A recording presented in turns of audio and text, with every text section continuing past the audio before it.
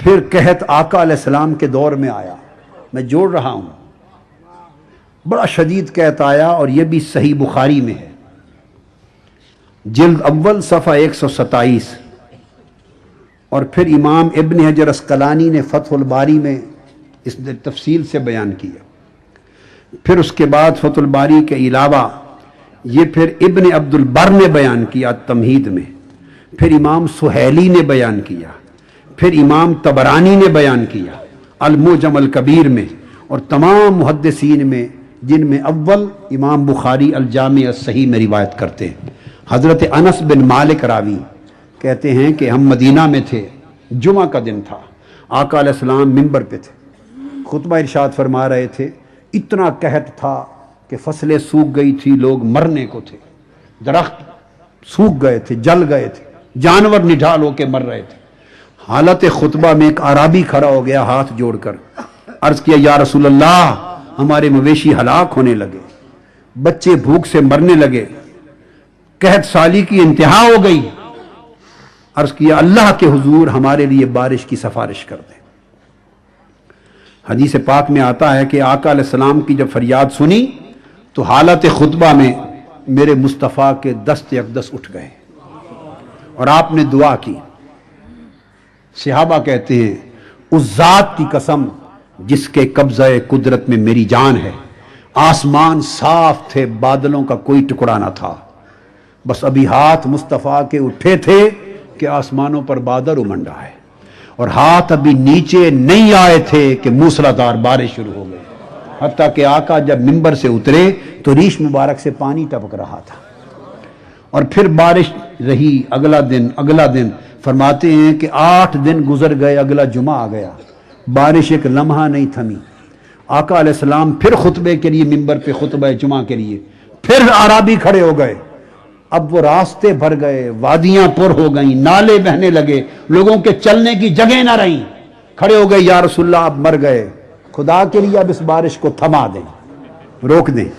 تو حدیث پاک میں آتا ہے میرے آقا نے انگلی کھڑی کی اور اس طرح کا اللہم حوا علینا ولا علینا، وہ عرش سے فرش تک کائنات ان کے زیر نگی ہے، ہاتھ کھڑا ہوا، عرض کیا باری تعالیٰ ہمارے ارد گرد ہو، اوپر نہ ہو۔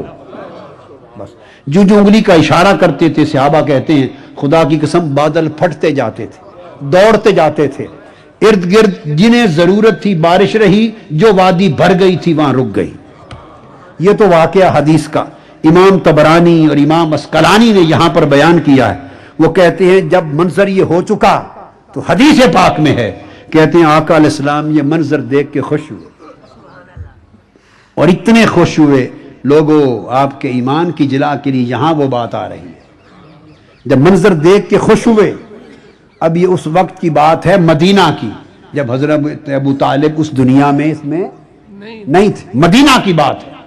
تو جب خوش ہوئے میرے آقا صلی اللہ علیہ وسلم، اور منظر دیکھ کر، اور حدیث میں آتا ہے کہ آپ اتنے ہنسے کہ دندان مبارک نظر آنے لگے منظر دیکھ کے، اور ایک ہی بات کہی، کیا؟